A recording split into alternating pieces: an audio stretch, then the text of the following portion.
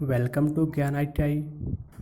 मैं हॉरिशस आपके साथ। आज हम आपके लिए बताने वाले हैं आइसोमेट्रिक प्रोजेक्शन का ऑर्थोग्राफिक प्रोजेक्शन क्या होता है। तो आइए हम देखते हैं थर्ड एंगल पर आइसोमेट्रिक प्रोजेक्शन को ऑर्थोग्राफिक प्रोजेक्शन में किस तरीके से बनाया जाता है। आप देख रहे हो, यह हमारा ऑलरेडी हमने पहले ये एक आइसोमेट्रिक प्रोजेक्शन बना के रखा है, जिसमें आप देख पा रहे हो यह आपका साइड व्यू है, यह आपका एलिवेशन या फ्रंट व्यू है और यह आपका प्लेन या टॉप व्यू है, जिसकी सारी डायमेंशन हमने हर एक जगह दिखाई दे रखी है। जैसे 50 mm, 20 mm, 25 mm, 10 mm, 25 mm, 10 mm, 25 mm। जैसे ही आप कोई भी ड्राइंग देखते हो तो आपके लिए फ्रंट व्यू में क्या क्या दिखाई दे रहा है और साइड व्यू से खड़े होने पर या साइड व्यू की तरफ से देखने पर आपको क्या क्या दिखाई दे रहा है। तो आपके लिए फ्रंट व्यू में ये सब दिखाई देगा और साइड व्यू में ये सब दिखाई देगा, टॉप व्यू में ये और ये सब दिखाई देगा। तो आइए हम आइसोमेट्रिक प्रोजेक्शन का ऑर्थोग्राफिक प्रोजेक्शन क्या होता है वह भी थर्ड एंगल में हम आपके साथ डिस्कस कर रहे हैं। जब भी आप कोई भी फर्स्ट एंगल या थर्ड एंगल में ऑर्थोग्राफिक प्रोजेक्शन खोलोगे तो आप इस तरीके से एक बेस बना लोगे। जो हम यह एक आपके लिए प्लस टाइप का चिन्ह बनाना है, यह आपका होता बेस। और आपके लिए यह होती है आपकी x, यह होती है आपकी y, यह होती है आपकी x डैश और यह होती है आपकी y डैश। तो हम x और y लाइन के लिए 10 mm पर 2 पॉइंट लगाते हैं। सेम इसी तरीके से हम x और y लाइन पर 10 पॉइंट इस तरीके से लगाते हैं और एक दूसरे पॉइंट को स्केल की सहायता से हम इस तरीके से लाइन खींच देते हैं और सेम इधर भी इस तरीके से हम खींच देते हैं। इसी तरीके से हम इधर लेंगे x डैश 10 mm और y डैश 10 mm। आपके लिए यह आपका बेस कहलाता है, जिसे आप ड्राइंग बनाते समय यह आपके लिए ऑर्थोग्राफिक प्रोजेक्शन खोलते समय आपको यह बनाना पड़ेगा, जो हम इसके लिए अब बना चुके। तो आइए देखते हैं हम इसके लिए थर्ड एंगल में ऑर्थोग्राफिक प्रोजेक्शन किस तरीके से खोला जाता है। जैसे आप देख पा रहे हो, यह आपका फ्रंट व्यू है, यह साइड व्यू है और यह आपका टॉप व्यू है। तो थर्ड एंगल में हमेशा टॉप ऊपर आता है, इस तरफ आएगा या इस तरफ आएगा। आपका फ्रंट व्यू हमेशा टॉप के नीचे आता है और टॉप के बगल में आपका साइड व्यू आता है। तो हमारा टॉप व्यू आएगा ऊपर। जैसे मान हमने ये इधर लिया अपना टॉप व्यू नीचे क्या आएगा हमेशा फ्रंट व्यू। तो हमने फ्रंट व्यू इधर ले लिया और फ्रंट व्यू के साइड में क्या आएगा हमारा साइड व्यू, जो हमने इधर लिया। ठीक, अब हम देखते हैं सबसे पहले फ्रंट व्यू बनाने की कोशिश करते हैं। तो फ्रंट व्यू में आप देख पा रहे हो, यह हमारा एलिवेशन या फ्रंट व्यू की लंबाई है 50 mm और फ्रंट व्यू की हाइट है 20 mm। फ्रंट व्यू की लंबाई है 50 mm, फ्रंट व्यू की लंबाई है, ये हाइट है 20 mm। तो स्केल के माध्यम से हम 50 mm इसकी लेते हैं लंबाई।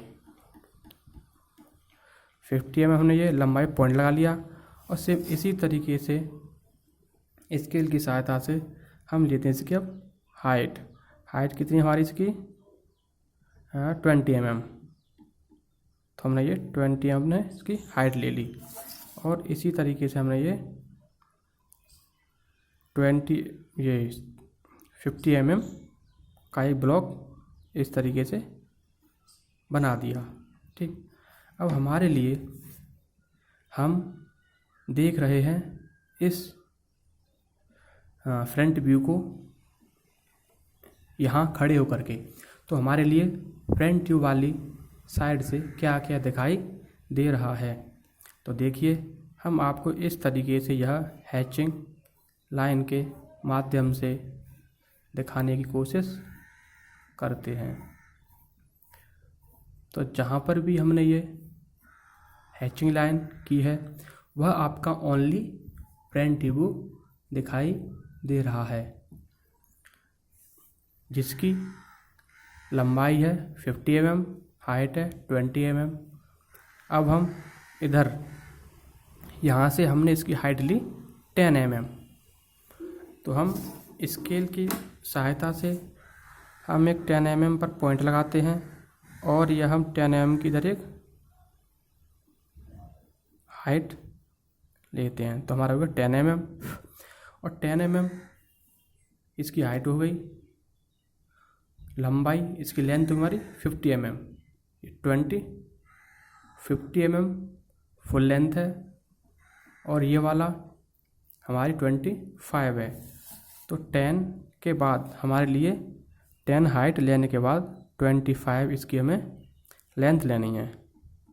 तो हमारी 25 हमारी इसकी लेंथ हो गई। अब बचा हमारा 10 ही हो गया, 20 से बचा 10 हमारा ये इसकी लेंथ हो गई। तो हमने ये यहाँ पर अपनी लेंथ ले ली 10 mm।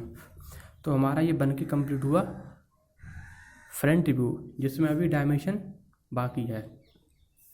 तो आइए अब देखते हैं हम टॉप व्यू। टॉप व्यू में हमारे लिए क्या क्या दिखाई दे रहा है। सबसे पहले हमें यह जानने वाली बात है कि टॉप व्यू में जहाँ पर हम यह हैचिंग लाइन के माध्यम से दिखा रहे हैं, यह आपके लिए ओनली टॉप व्यू की सतह दिखाई दे रही है।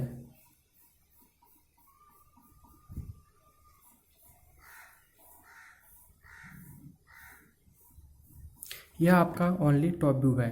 तो टॉप व्यू की लंबाई है हमारी 50 mm, 25 ये और 25 ये, टोटल हमारी हो गई टॉप व्यू की लंबाई 50 mm। तो हम टॉप व्यू की लंबाई लेते हैं 50 mm पे हमने ये कट लगा लिया और टॉप व्यू की चौड़ाई, टॉप व्यू की विड्थ हमारी 25 mm, जो ये वाली है सेम ये है, सेम ये है और सेम ये है और ये वाली सेम ये है। तो हमारी चौड़ाई विड्थ हो गई 25 mm।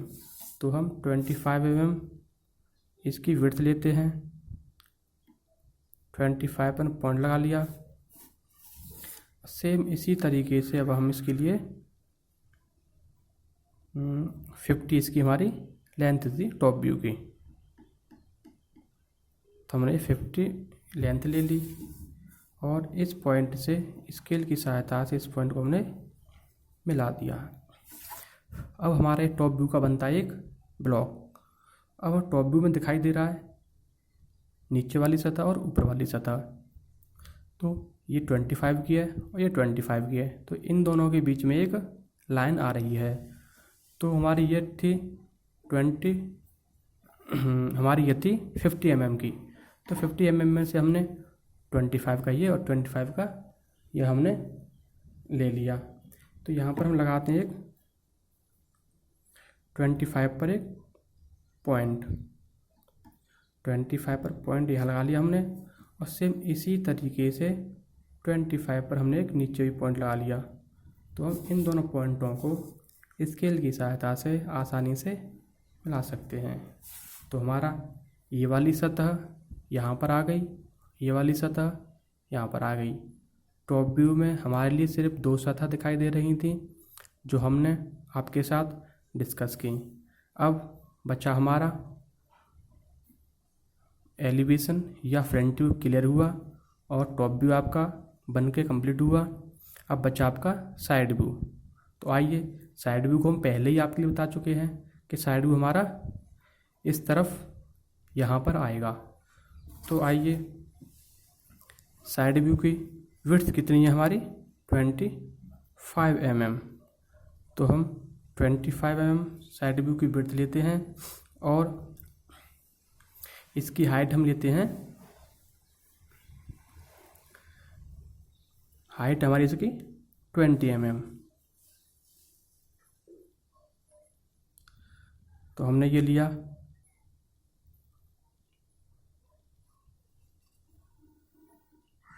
25 mm हमने इसकी हाइट ली, हमने इसकी ये